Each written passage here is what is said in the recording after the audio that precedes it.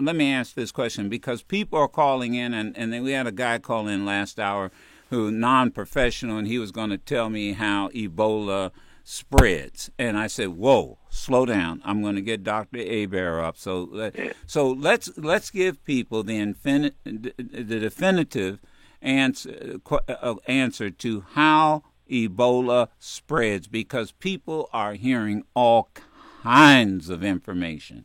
Exactly. Okay, now, I actually saw something on the news yesterday. I've been doing a lot of investigation on this, and I saw someone putting on their hazmat suit in the hospital, and they put their little covers on their shoes, but they didn't have the tops of their shoes covered, okay? So let's just, I'm going to go very specifically to your question. All right. Because I know they've said this over and over and over, but it's spread through bodily secretions. So let's be clear. That is blood, that is urine, that is spit, that is sweat, that is vomit, that's diarrhea, and it's also semen. Let's not forget about that. All right. Also semen, okay?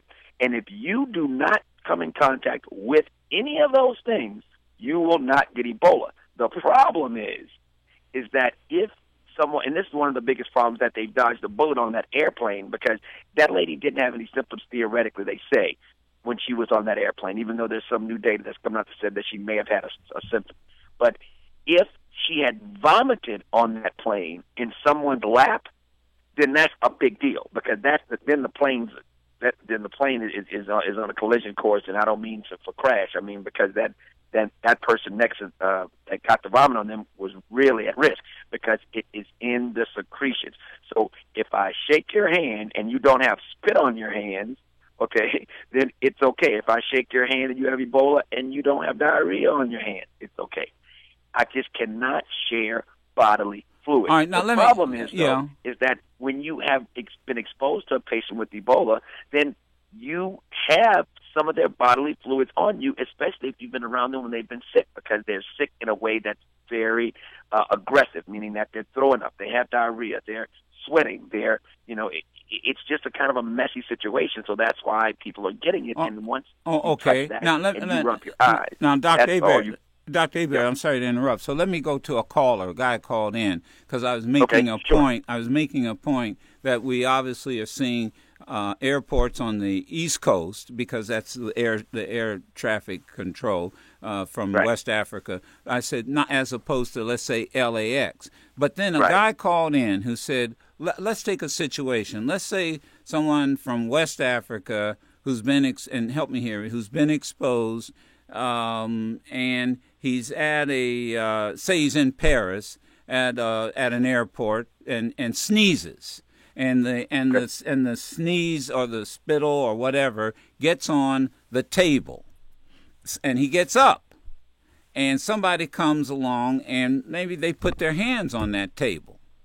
Mm-hmm. Now they get on a plane, maybe to, let's say, the Far East, and within a matter of days they find themselves in Los Angeles. Mm-hmm. Could that Ebola then spread to the West Coast that way?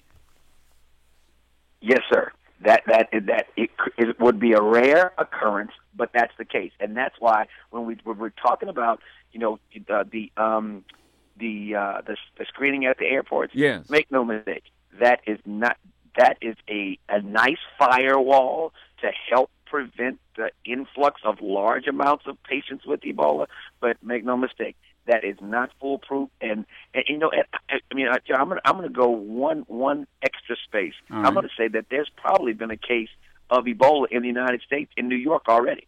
You know why? Because how many people come from West Africa that never got screened, let's say 5 weeks ago, 6 weeks ago, and came to Manhattan, and then they're West African, had a fever, and died, and nobody did an Ebola test on them. Or Dr. Hebert, we just had and I brought this up, we just had an African summit, business summit, here in Washington, D.C. There were representatives from Liberia, Sierra Leone, and from Guinea, and how many of them came in, and no one said anything. Right, and you know why? Why? It's because the lack of African lives and African American lives are just generally aren't as as equated as important as a lot of majority lives. Let's be honest. So when you go to the emergency room, you're not treated the same. All the Harvard studies show it. So if they just had a young West African man that goes to the emergency room with a high fever and he dies, there's no autopsy. There's no big whoop about him dying. And if he died of Ebola, nobody would even know.